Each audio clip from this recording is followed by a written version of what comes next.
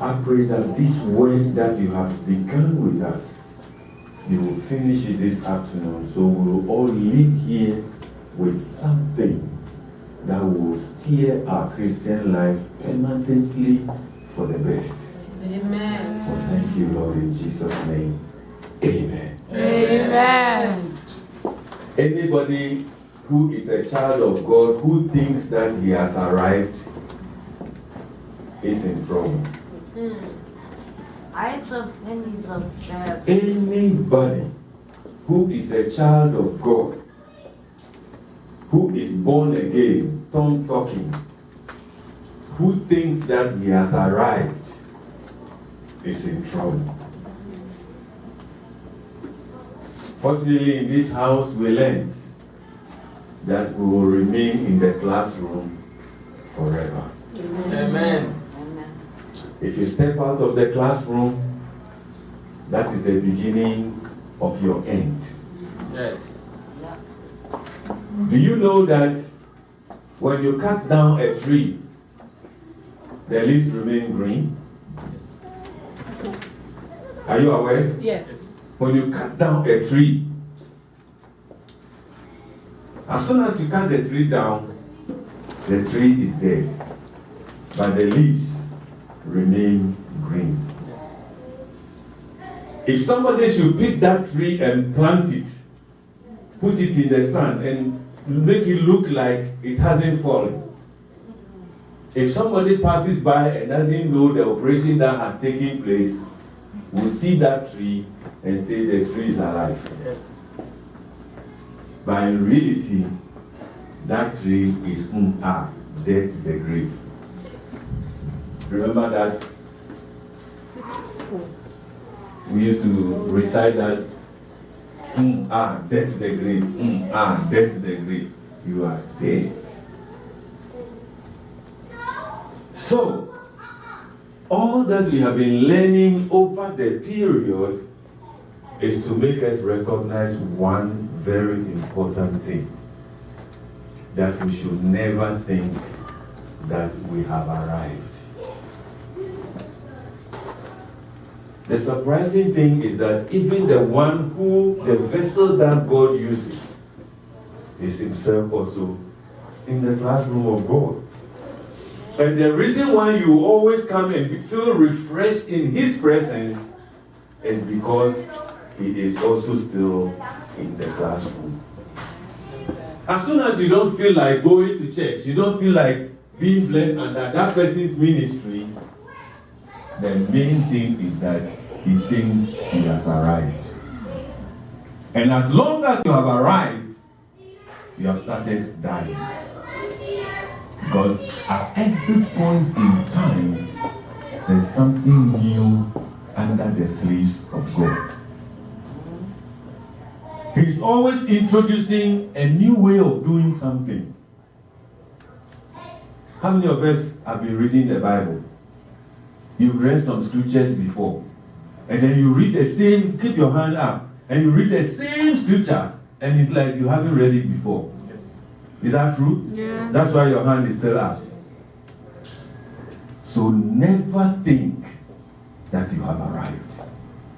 Every time, make yourself available in the classroom.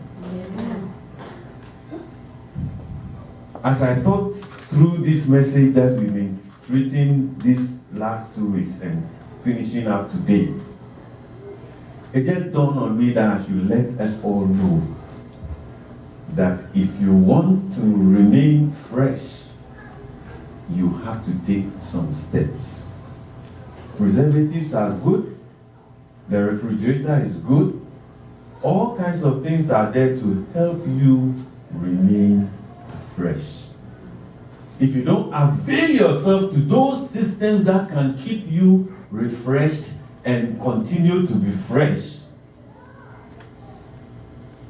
you are missing out on something. You are losing value. And you are losing importance. You are losing relevance. The world system, the classroom system, has evolved over the years. It's not like it used to be, but they are achieving more with little. Let's take a typical example. The telephone. When the cell phone came, that was yesterday. I was talking to my wife. We were discussing something in my brother's house. We had a big PABS just about 15 years ago. PABS. It's as big as this. And at the time that International Central Gospel Church bought it, it was the latest in town. The ones before that were as big as from here to here, doing the same job. And when we bought it, it was as big as this table. And today, nobody uses PABS. What is PABS? You have one line or two lines coming into the office, and you have 20 offices. Somebody from office 1 wants to talk to somebody in office 2. Somebody in office 4 wants to talk to somebody in office 7. So somebody sits by the switchboard. That was the original name. Now it's PABS. At that time, 15 years ago. And he literally diverts the call. Oh, the person is busy. And so he puts you on hold and allows this call. And they used to, those days, they used to pull one plug and put it in the next one, then you are connected. Then if this one wants to talk, they take your plug and plug it in the other person. That's how they were doing it. Somebody is sitting there doing that for 20 phones with 2 lines coming in. For somebody else to be talking to somebody. Do you know now what we have? The thing we have as a switchboard now is even not in your office anymore. It's reduced to something like a cell phone. And ping, ping, ping, ping, ping, ping. I can be talking with you, and another call comes in, I hold you on, I talk to the person and get back to you myself. PABS is no longer issue. You know, the one who made a PABS made a lot of money. It was on top. At the time when we had PABS, we were the gas. PABS is now archived. Nobody wants it. If you sell it for free, nobody will even take it.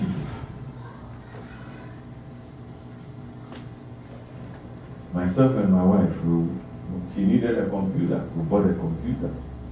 I have iPad, she had iPad. I don't remember the last time I went on the computer. Because virtually I do everything here.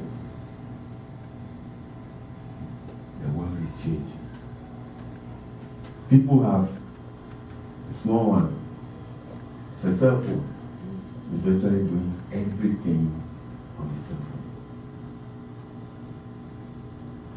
If you think you have arrived, wait for a few seconds. Cell phone at that time was Timberlog. Somebody had to carry it for you. You remember that cell phone? You didn't see it. We call it Timberlog. The cell phone is big. And when the middle is the numbers, the middle of the cell phone is like this. It's bigger than this thing. Yes. And the numbers are in the middle. Today, you even take your phone, you say, Ruth, because Ruth for you. Am I right? Yeah. This morning, I sat in the car with my brother, we were driving, and I said, oh, he got GPS on his phone. He said, 4500 Park Avenue. The thing came on the phone, 4500 Park Avenue, one in New York, one in Brooklyn, Virginia. Is there any Park Avenue in Virginia? Mm-hmm. But it came, 2 of them. And we chose 4500 Bronx. Boop, boop, boop, boop. We connected, and then started directing us to Bronx. Cell phone. When cell phone system started, Those who started it thought that was it. When Timberlock came, it was better than the one that they do like this. And when Selfo came, everybody thought we had organ. Now it has reduced to small something like this. Touch screen. Now touch screen. My car, my big brother started driving long ago. He sat in my car, he didn't know what to do. Because there was no place to put the key and turn the key. It's the button. When I remove the thing on my neck, you can't start my car. My car is a hybrid. My brother got some, he didn't know what to do about the car because the car, he has got to where it's going. He needs to turn the engine off and take out the key and lock the door. My car, all you do is press the button, get down, even if you forget to lock it, in 5 minutes, less than 5 minutes, it's locked. Then my brother was sitting inside the car thinking what to do. He called me and I started laughing. I said, oh, just press the button and get out and go. The car will be off. Said, did the engine start? I said, yes, it did. Did I drive the engine? I said, yes. Things are changing. And all these things used to exist. They were there in another form, but God, when He realized that we need it, will reveal it unto us. As and when we need them. Amen. Amen. Amen. So nobody should ever dream that you have arrived. I tell you, in the next generation, the things that are going to happen, we have no clue. We have no clue. We have no clue. Nobody ever thought that there will be a microphone that has no cable and it will work. It is working today. So there's so much in the spirit realm that if we as Christians could tap into that resource, me and you won't be living the kind of life we are living now. There's so much that we will know ahead of time before it happens. Because God is willing to tell us. But have we placed ourselves in that position so that we can receive from Him? Are we limiting ourselves to pragmatism? When we talk about pragmatism, we are talking about what I can prove, what I can calculate and give you a result with tangible steps to getting there. That's pragmatism. And humans as we are, pragmatism has taken over to the extent that we have brought it into the house of God. And so we have ourselves placed limitations on ourselves. When God is willing to do much more than we can ask or think. We are not here to say that because God is God, put your life in free. Don't do nothing. We are not here to encourage laziness. We are not here to tell you that don't learn. Don't go to school. We are not here to tell you that all those things are not important. If they were not important, God would not have made a person like Saul become Paul and become one of the very instrumental persons in Bible times who wrote almost all that we have in the New Testament. Whatever foundations you have on earth, God will take that which you have and build upon it. Amen. If you are a fisherman, he knows how far you can go with your fisherman strategies. That's how far Peter could go. That's how far James could go. And when you look at how far Paul went, you can tell that God will take you where you are and move on with you.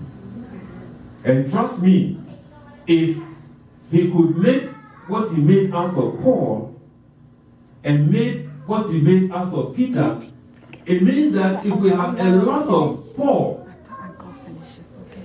we could achieve much, much more. Because Stephen would not have died if he could defend himself like Paul did. You agree with me? Yes. Stephen would not have died. Jesus is Christ himself. What he did was, instead of having to cause them to get blind and things, he avoided going because he wasn't schooled as a lawyer like Saul. He was the Son of God. He was God incarnate. He was all-knowing. But all he could do was to act with the Spirit of God for the people to know that there's something about this man which is unique, which is different. They could not understand. But he could not meet the people toe to toe with their laws and their rules and their regulations like Saul did. Are you following my analogy before we get into the word? You see, so it's very important that we learn how to take advantage of the concepts and precepts that the world system has developed and have full control over them, and then God will pick it up from where you are and move you on. You are doing APCN today. If you get into that level, he could give you an opportunity to move into a research lab and you put something together with something, not by their mathematics, and then it works, and they bring their equipment and check it, and the results will be phenomenal. Do you know that the most anointed pastor cannot do that? Because he doesn't even have the basic what it takes to do that. What Paul did, Peter could not do. Because Peter was limited in what he knew. And so he could not stand, but all he could say is that I am not the one you said I am. He denied Jesus Christ. Because he couldn't defend himself. But Paul will not lie. He will stand there and say, I am the one, but I am a Roman. I am the one, but I am a Jew. I am the one, but I learned under Gamaliel. So the rules and the regulations that you have cannot have effect on me. And then on top of that, he moves a step further with the Spirit. And so these people look at him, a king can look at him and say, well, they're beyond me. Send him to the next jurisdiction. They move him from Bronx to Queens, from Queens to Staten Island to Manhattan, Manhattan to New York City. New York City, then they say, hey, we can't handle this case. Take him to White House. One person. Why? Because he learned about the system. He knows about the system. He knew what to do with the system. And God used him from that level upward. And another point in case, Joseph of Arimathea. Not everybody can walk into the White House and the gate will open. Today they will ask you for credentials. They want to know who you are. What brings you to the gate of White House? All he needs to do is to roll his guards down and make a few phone calls, and the guard will be spoken to, and that door will open. If me and you will get to White House Junction, They will not even allow us to go, not even take pictures beyond a certain spot. Joseph of Arimathea walked through the gates and went to Pilate and said, "Give me the body of Jesus." Because of that behavior, the prophecies of the Bible got fulfilled. If Joseph of Arimathea was not that kind of person who had connections, who knew somebody, who knew somebody, who knew somebody, whose word matters, who knows who he can talk to, Scripture will not have been fulfilled.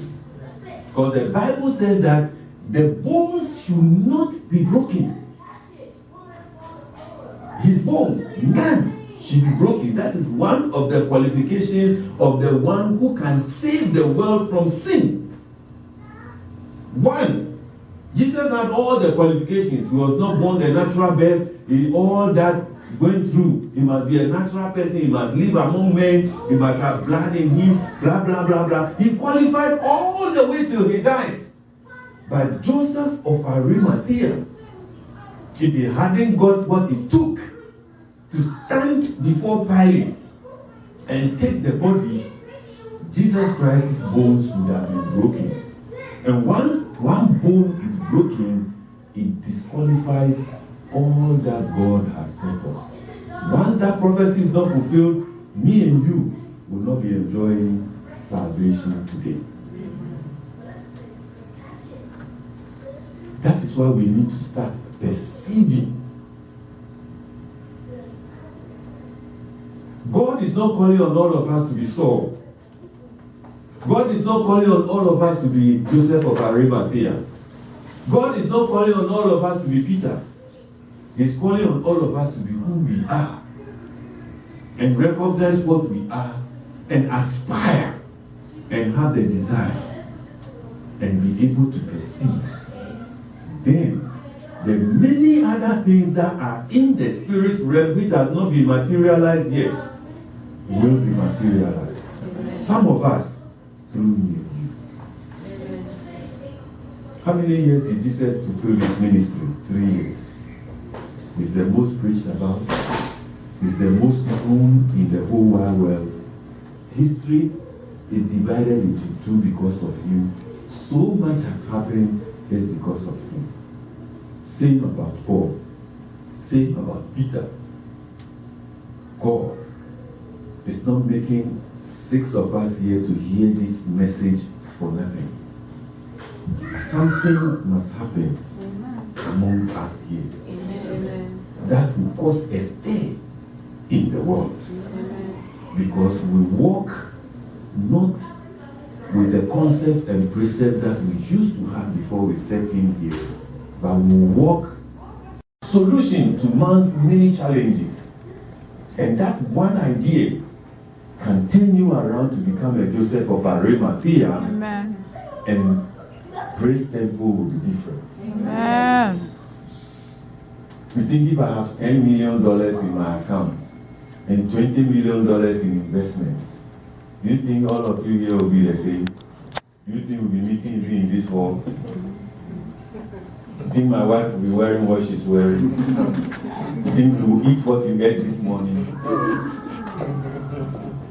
You will not even miss your bus because I'll fly you in my private jet. Yeah. Ruth, are you with me? You see, God has so much to do. Let us stop being pragmatic and learn to be spiritual and perceive. And once we can perceive, I tell you, we all don't need to. We only need one of us to perceive a certain direction. All of us must perceive, yes, but we only need one person to hit it. And all of us here will be different. If all of us hit it, Christendom is gone. All the pastors preaching, one person said, "Hey, Pastor, it happened in Nigeria." He said, "Joe, stop preaching money now. Talk the way. Being we came. Ask for money, you close come see me, I will give you." Don't waste my time. I came here to hear the word. I'm And I go, man, he went to the pastor and told him, I come here, hear the word. You make you preach me the word. If you hear all I want, money, I go come talk to you. Yes.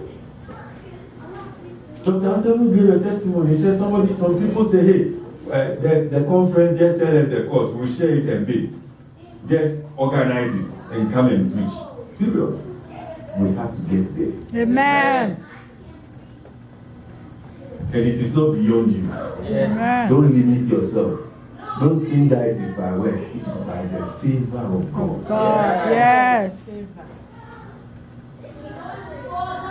Let me rewind and remind you again that we are not here to tell you that don't do anything.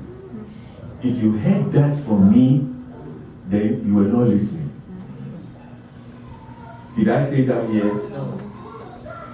I'm glad. Now let's go back. Oh, Jesus! Something is happening in my spirit, man. When I was coming, I didn't know that this is exactly what I was going to say. But I had it strong in my spirit, man, that there's something that I will let you share before I talk to the people today. And I have learned from it myself. After sharing it with you, I believe that I've also got my share. And this church is going to take a new form. Amen. Because I'm going to take this same work and run it just like you. Amen. Make sure that you never see yourself as having arrived. Because as soon as you start seeing that you have arrived, you are a dead man. Amen. Amen. We started perceiving and we define it as to become aware of something through your senses, your sight, what you observe, discernment, your understanding, to come to comprehend, to grasp something. That is perceiving. And then we went on to say that how would it be like if you know something before it happens?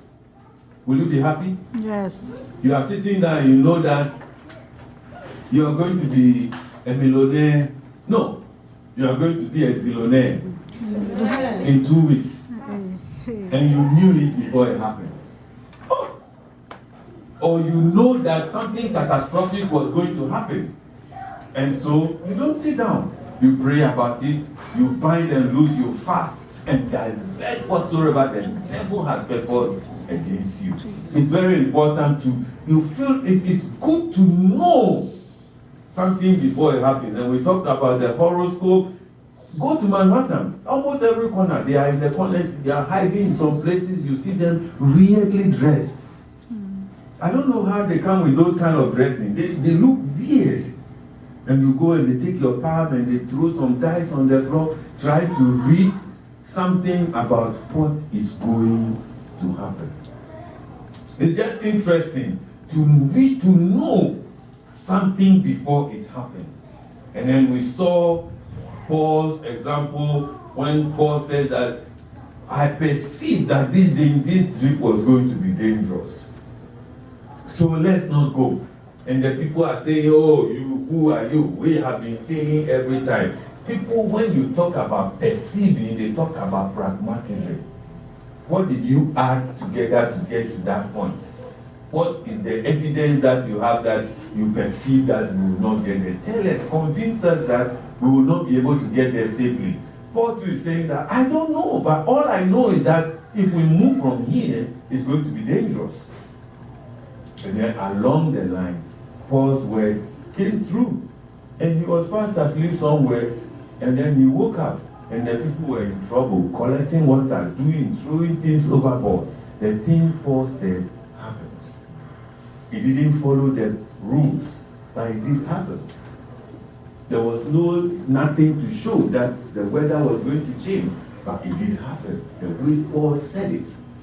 So there is the chance that pragmatism does not solve the problem every time, does not hold the solution every time. So we went on by saying that they came back to Saul and Paul prayed. I'm using Paul and Saul interchangeably because it's the same person. Good. So they went through, came back to Saul, and Paul told them. again, that I perceive that this boat and everything that is inside, we will lose it. But no life will be lost. I mean, if you were the experienced captain of a boat and a passenger, listen carefully, a passenger, you are captain. They were fighting with a check. It means they've been on the sea. They go and come every time. And then a passenger who hasn't got any knowledge about how boats and ships flow opens his mouth to tell you that the ship and all the luggage inside will be lost, but no life will be lost. The first question you are going to ask yourself is, how will it happen? And that captain is not the first person to ask that question. So many people have asked the same question. Elizabeth, Mary, they all ask, how is this going to happen? And we are dealing with Onyankopon, Oketechi, Oyadi, Yes. Niamia Ode Kantekosu, Okotobonti. What's the name, other name? We are dealing with a big God who is able to do everything. Who are you to question his integrity? Once he spoke it, don't just run with anything. What he said is what is important here. And we saw that Paul told them again that nothing will be lost. Everybody will get to the shore alive. But the property and everything will lose them. And these people didn't know how it was going to happen. But in the long run, it did happen according to what Paul perceived. When you perceive something and that thing is from God, it will happen. Amen. It's not chances are it will happen. That's not what I said. I said if you perceive something and what you perceived was from God, it will happen. There are evidences that it does happen. And we spoke about the fact that things that we do not see are more permanent than the things that we see. I wish I could spend some time to talk about this, but let's just go on because we might get a few of that at the end of it. The things which we do not see are also more than what we see. And we use the scripture to explain the fact that we do not know that those things exist. Today we are ignorant of them. And we explain by saying that that's why sometimes you find people coming out to say that this thing used to be good, but now it is the cause of cancer. This thing used to be good, but now it's the cause of infertility. This thing used to be good, FDA approved, but now it's the cause of brain damage. Because at the time that they saw that thing, they thought they knew all about it. But somewhere down the line, they come to realize that, it is not all that we know. Because there's so much that is up there in the spirit realm that are not available yet. And there's more things to come. We call them inventions. We call them new development. We call them new ways of doing things. There are more. Even when you go to music, we started with something else. It used to be choral music. It used to be this. Now it's rap. Now it's hip hop. It's something else. And they are making more money. And the choir people, it's only the acapellas who are buying the choral music. My auntie was asking, what are they saying? Hey! That's all. Doesn't make sense, but people are paying for it. So if you know,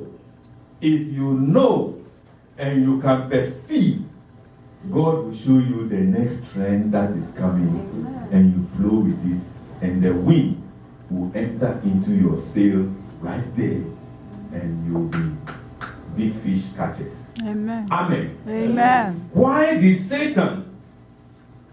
The world was called to order by God. Because the Bible says that all the things that God called into being, they were somewhere before he called them into being. And there's still some more things somewhere which God is going to call into being using you and me. Amen. Amen. Then we also saw, why did Satan try all he could to kill Jesus Christ? We established one major unique feature, that Satan is not a natural human being like me and you. He's a spirit man. So he also takes advantage of the limited knowledge that he can see in the spirit to know that Valerie has a great future. Vero, if I don't deal with her now, she will give me too much trouble. Because he can tell that as long as basically you are a child of God, you are not going to hell. He has lost. And two, you are not going to keep quiet and go to heaven alone. You are going to try to get somebody to go with you to heaven. You are a threat. Then three, now you are doing much more. That you are not only getting one or two people, but you are creating an environment for more people to receive comfort, to stop being drug addicts, to stop, and do good things. And oh my God. So he looks at you and you are a threat.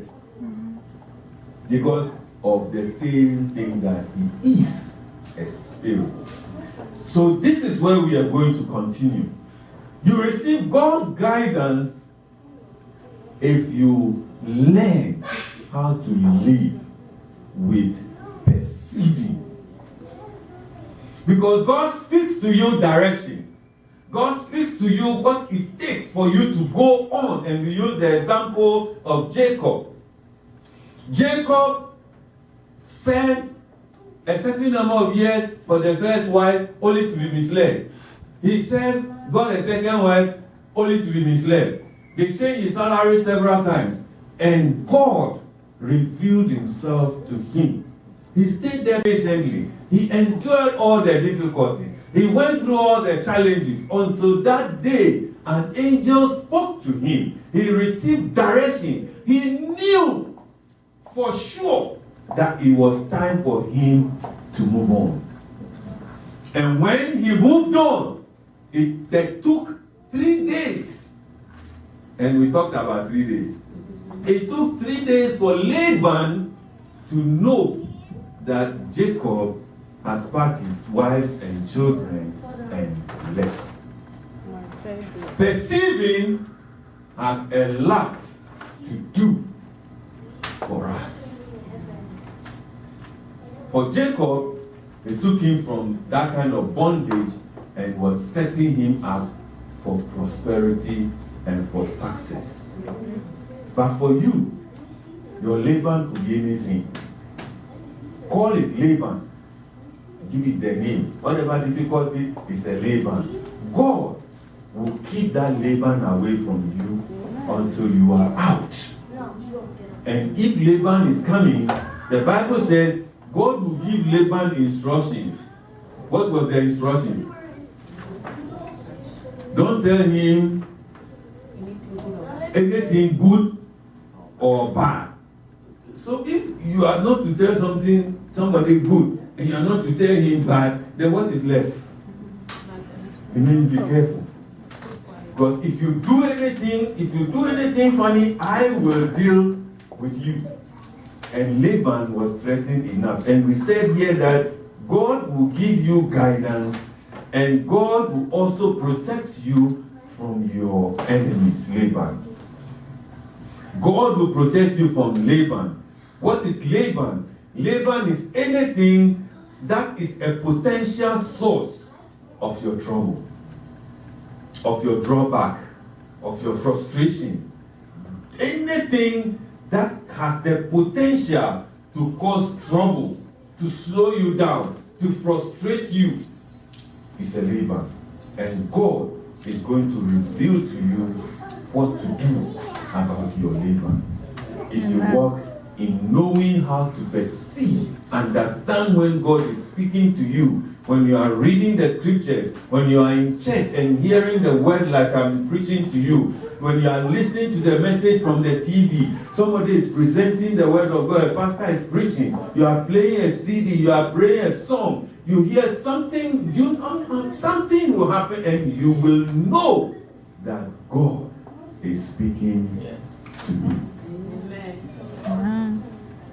So God will give you guidance, He will protect you from your enemies. Let's read the Bible here, Genesis chapter 31 and verse 24. It tells you about the fact that God told Laban, don't speak either good or bad.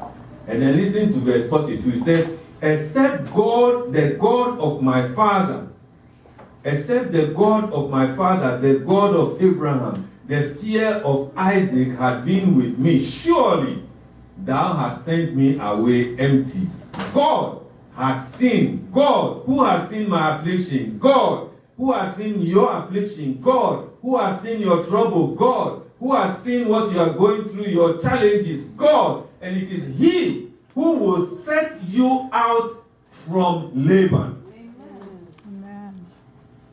God has seen my affliction and the labor of my hand and rebuked thee yesterday. Now, do the mathematics. How many days before Laban knew? 3 days. And when did God rebuke Laban?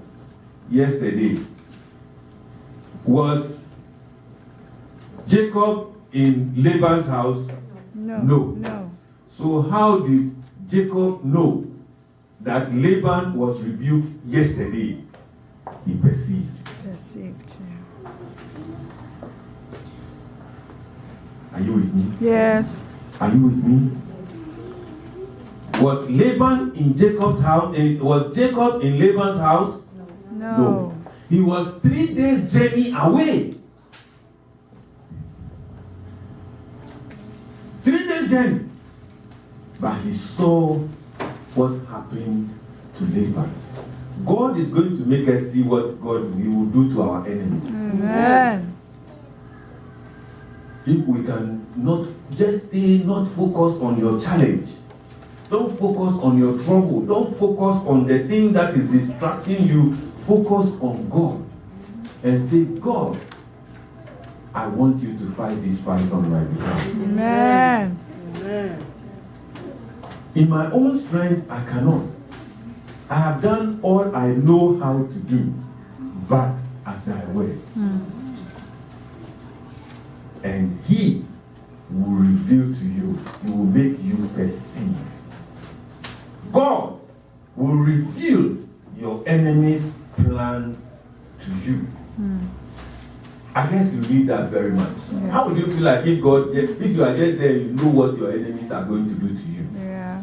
Those terrible in-laws who you have to love. Oh yes, you are coming. There can be some very frustrating in-laws.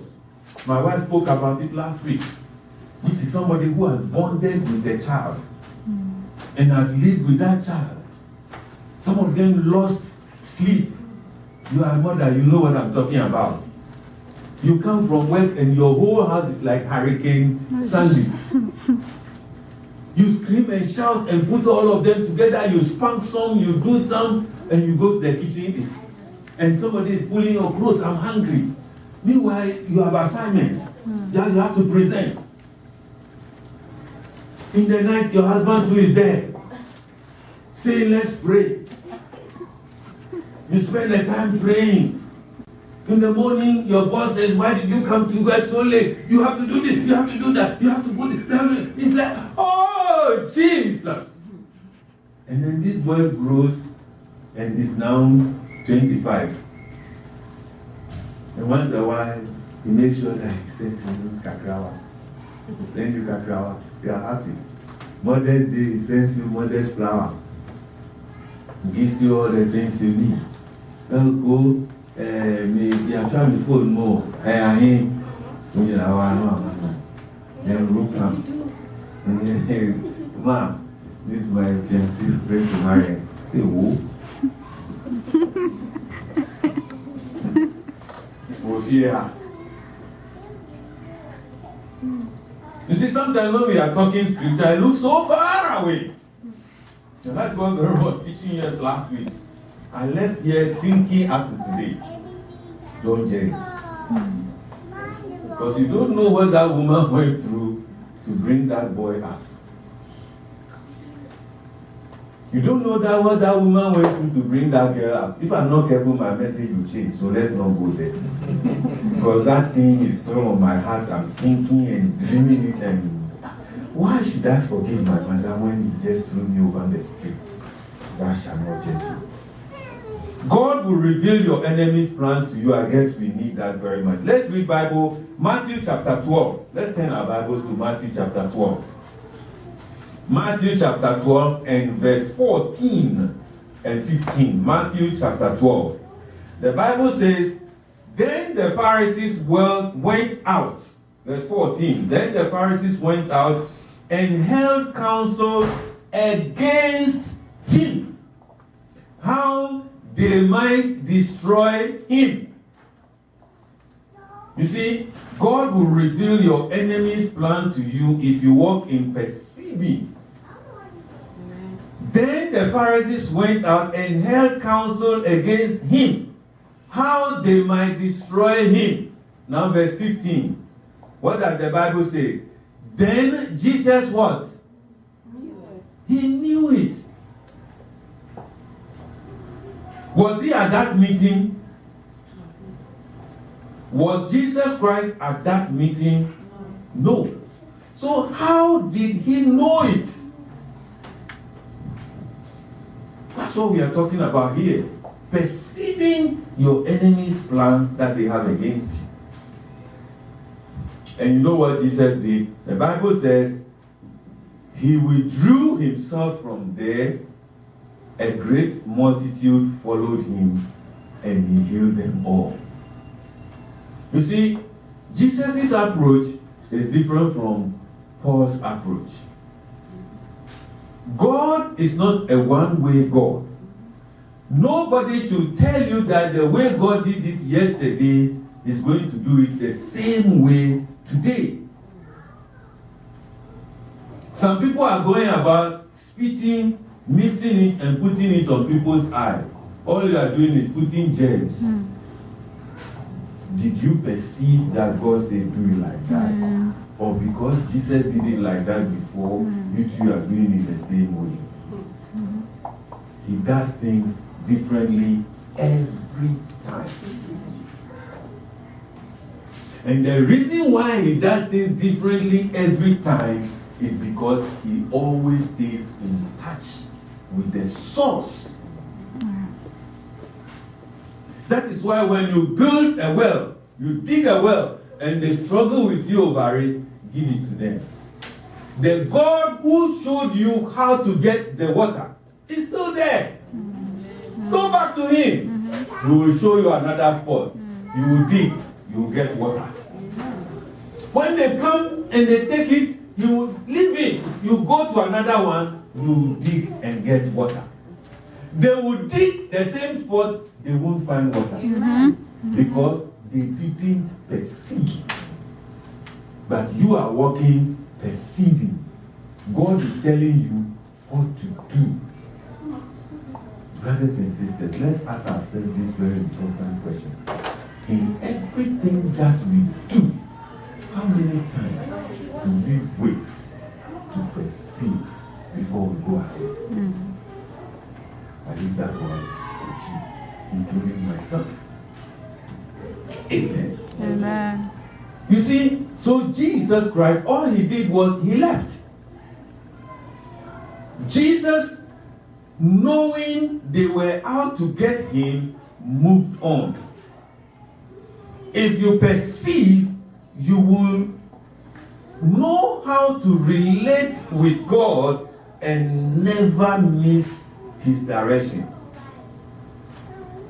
And we saw this when Philip went out to get Nathanael. Nathanael came, and all that if you follow the sequence, you know that in relating with Jesus Christ, your steps will be ordered. You will find Nathaniel. Nathaniel will be stubborn, but he will come to Jesus Christ, and Jesus Christ will minister to him. His lifestyle will change, and he will become a tool in the hand of God. If you can only learn to be obedient and have a relationship with God. The Bible says in Daniel, the next thing that we want to look at is two exploits. Exploits means something that you do which is way beyond your own ability to do. In all that you know, with all the equipment that you have, you are not able to do it. But if you know your God, and you have this gift of knowing how to hear from Him, perceiving, you will do exploits. Daniel chapter 11 verse 32 says that the people who know their God, the first thing is that they will be strong, because you will know that this is God telling me to do it. So nothing shakes you, and you will end up also doing exploits. Exploits is something that you do which is above and beyond what you are naturally capable of doing. That's why we call exploration, because you are checking out to see whether what you want is there. Exploit is you have got it. And ask yourself, what did you have to do that exploit? Perceive it. God tells you that it is there. Go. And you go and it is there.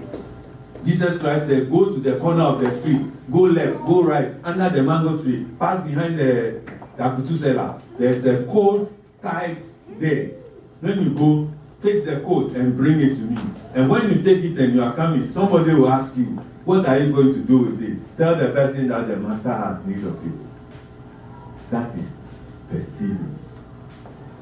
You will do exploits and you will be strong. Amen. Amen. Christians, this is another crucial one. Christians are led by the Spirit. So this sets the platform ready for us to be able to live perceiving. Now let's read the Bible in Romans chapter 8. Romans chapter 8 verse 14 to 17. This is what the Bible says. For as many as are led by the Spirit of God, they are the sons of God. Children of God are led by the Spirit of God. So if you are not being led by the Spirit of God, ask yourself a few questions. For ye have not received the spirit of bondage again to fear, but you have received the spirit of adoption, whereby you cry, Abba, Father. We are talking about spirit. Verse 16. The spirit inside you itself bears witness with our spirit.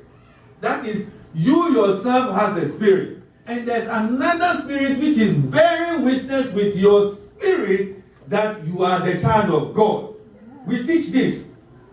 So it means that Valerie has a spirit, and when she received Jesus Christ as the Lord and Savior, another spirit also joins in. And so there is somebody inside you which is bearing witness with your spirit man that you are a child of God. So there's a spirit connection here.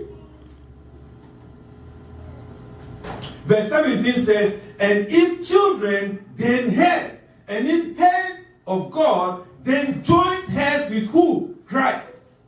And if so, that we suffer with him, that we may also be glorified together with him. It implies that what is it that God wants to be of benefit to you, which will bring glory to him? God is not glorified in your failures. God is not glorified in your frustration. God is not glorified in your defeat. So if the Bible is saying that if you are led by the Spirit, the end of the story is that you will be glorified with Christ, then it implies that you must learn how to walk perceiving. Because your spirit man will be alive in the inside of you. And he guides, he directs, he prompts, he teaches, he shows you what your enemy's plans are. We have seen enough of that. And in the end, your life will glorify Christ. If our lives will glorify Christ, it implies that we are glorifying Christ with big things, things that are cravation.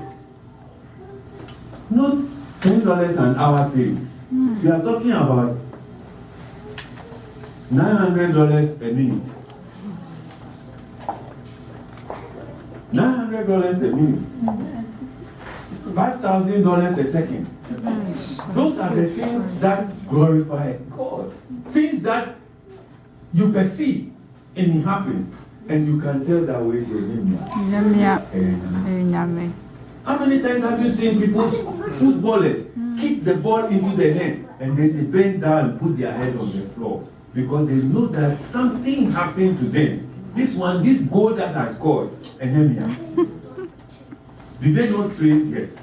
Were they not selected? Yes. There were many people with them, but they chose them. And they were so slippery. But after scoring that goal, they still do this. Why? Because they realized that somewhere along the line, something happened to them that made them to achieve what they did, and it is God. Amen. You have a spirit within you. And today, God is putting into your hand a treasure that can turn your life around and make me a better preacher.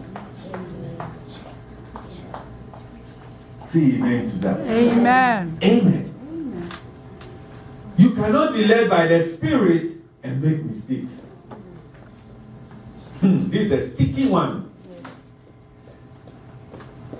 Joseph, they told Mary, Joseph was told to stick with Mary. This is a wife that I have betrothed to. We have engaged, we haven't slept, and she's pregnant.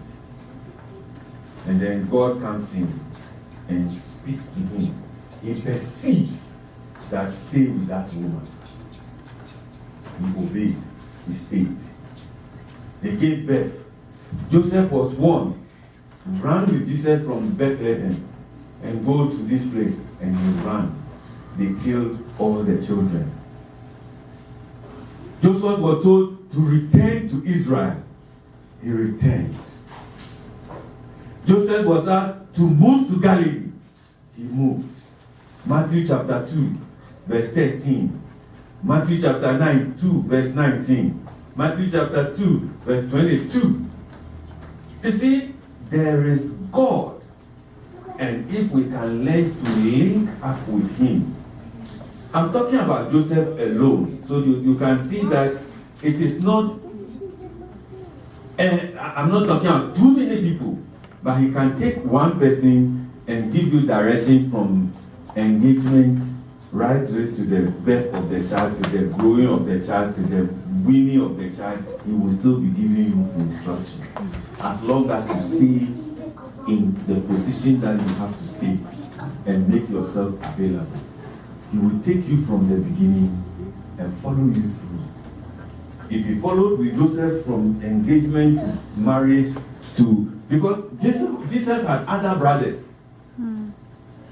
So God was with him and guiding him and speaking to him, and he kept perceiving, and he kept moving on, and he kept moving on, and he kept moving on. If Joseph had not lived perceiving, knowing what God wants him to do, and timely doing it, you and I would not have been born again today.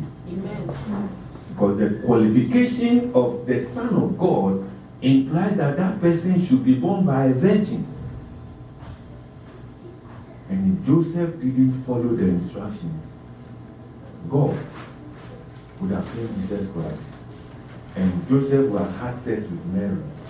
And the whole program of God would have gone down the drain. So God is out here. You are a spirit. He's leading you and he's following you through your daily chores.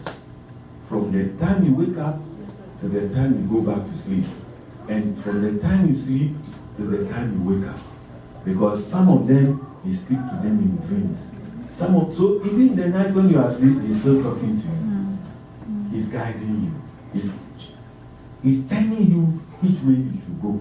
And if you learn to identify, focus, and be able to know that this is God speaking to me, you will make a difference. Amen. In this lifetime. In conclusion, I want to say that let us learn to develop a great relationship with God so we can receive guidance, organization in our lives.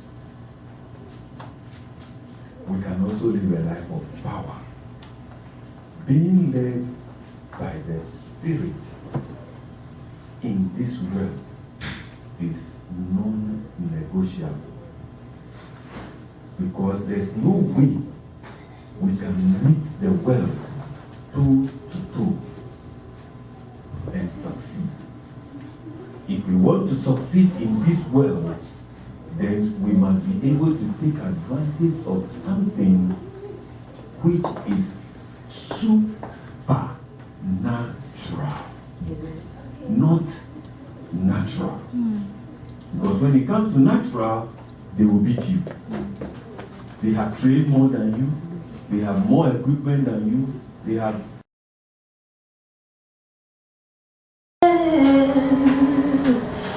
Ah